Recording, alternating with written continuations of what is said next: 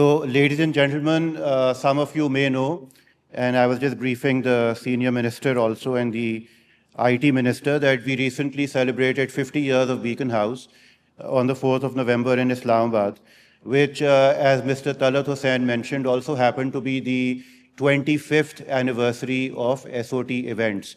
So SOT events, in fact, started in the year 2000 with an event in Islamabad called Rethinking Education, which was then graced by General Musharraf and a very radical educator called Roger Schank, who challenged all of us in terms of what education means. And so that conversation, which started 25 years ago, has been shaping the way in which we think about education, the way in which we think about learning. A lot of people often ask me why we organize these events, this great extravaganza over 2 days with 30 different sessions and a lot of other stuff happening. Because, frankly speaking, a lot of time, effort, and unfortunately, money does go into it. Sometimes the heads even say to me that, why don't you spend this money on the schools instead? And it's a valid question, but for us, the answer is very simple. We believe that we have a big responsibility at Beaconhouse as educators, which is to try to understand the trends of the future. And the future has never been more uncertain. I know a lot of young people, I was just telling the senior minister, who are extremely confused today. Kids who are in school, kids who are in university, they literally do not know what they're going to do in the future because of the advent of AI. So we believe that it is our responsibility as educators by organizing conversations like these to try to understand those trends and to try to better prepare young people for what is really a very, very unknown future. And to ask the right questions. I mean, frankly speaking, at the end of these 2 days, it's not like we're going to have the answer to everything and suddenly you will all walk out and change the world. But the important thing is that we need to ask the right questions in order to try to get the right answers. We need to challenge ourselves. We've been actually asking these questions for a quarter of a century. And I do want to share with you that there have been a lot of tangible changes at Beaconhouse as an outcome of this SOT journey, which started 25 years ago. I mentioned Roger Schank.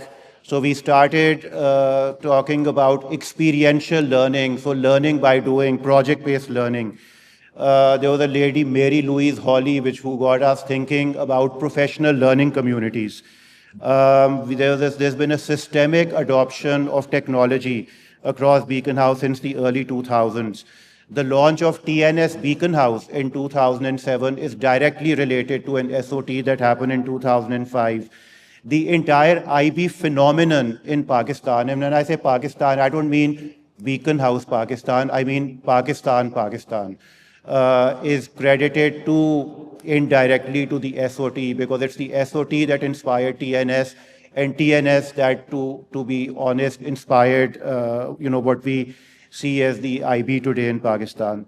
A lot of the environmental and sustainability initiatives at Beaconhouse, because the environment has always been a key theme at the SOT.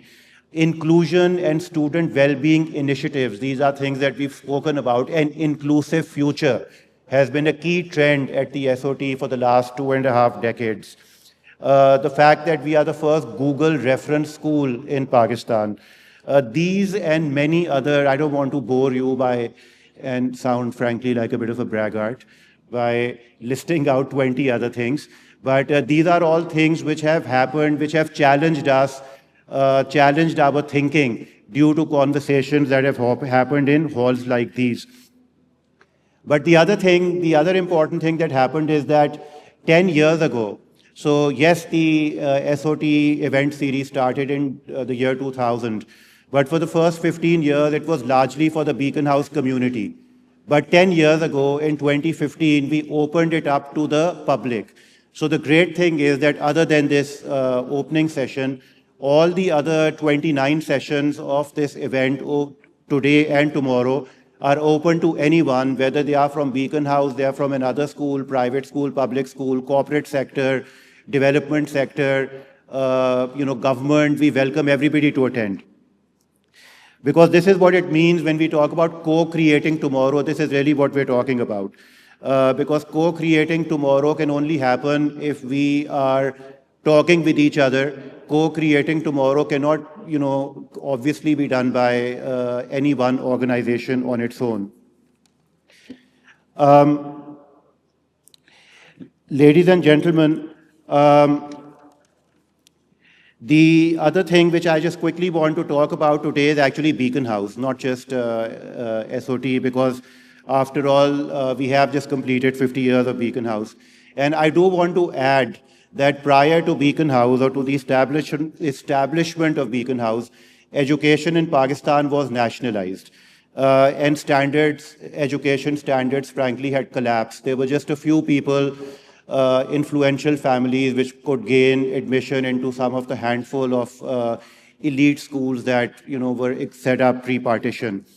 But Beaconhouse changed all of that in 1975 because it made quality education accessible to pretty much everyone, starting with middle and upper middle income families to lower middle income families.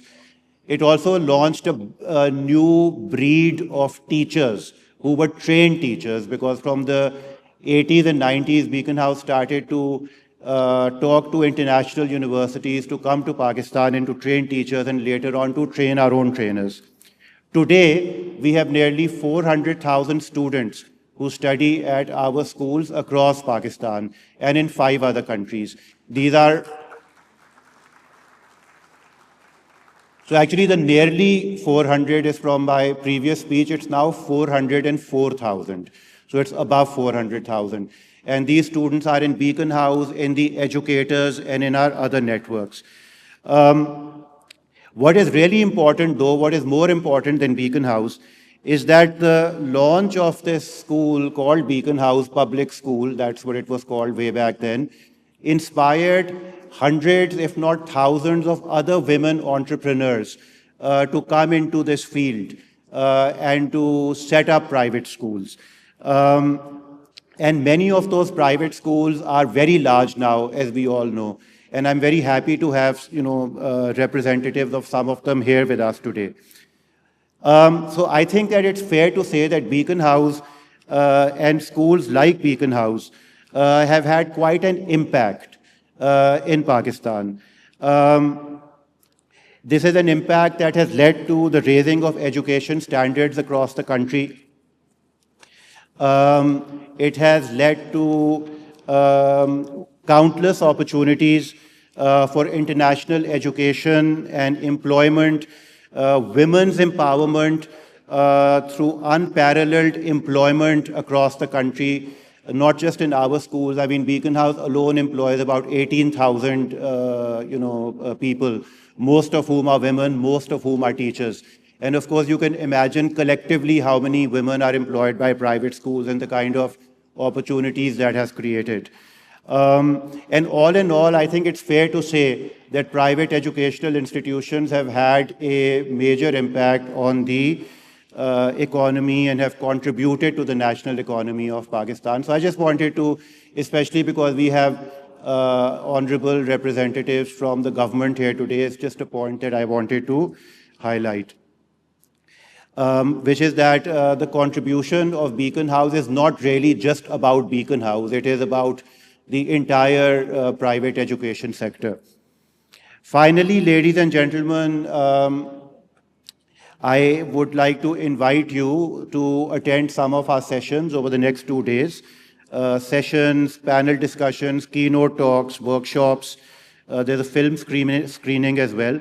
And I hope that we all at least try to ask the right questions if we are going to be co-creating this future together.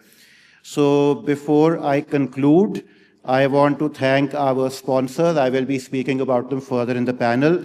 And of course, the organizers of SOT 19. I would also like to take this opportunity to wish Mr. Kasim Kasuri a very happy birthday. He's not very happy that the SOT has hijacked his birthday, so my apologies for that. Thank you, ladies and gentlemen, for being here, for joining us on this occasion. Thank you.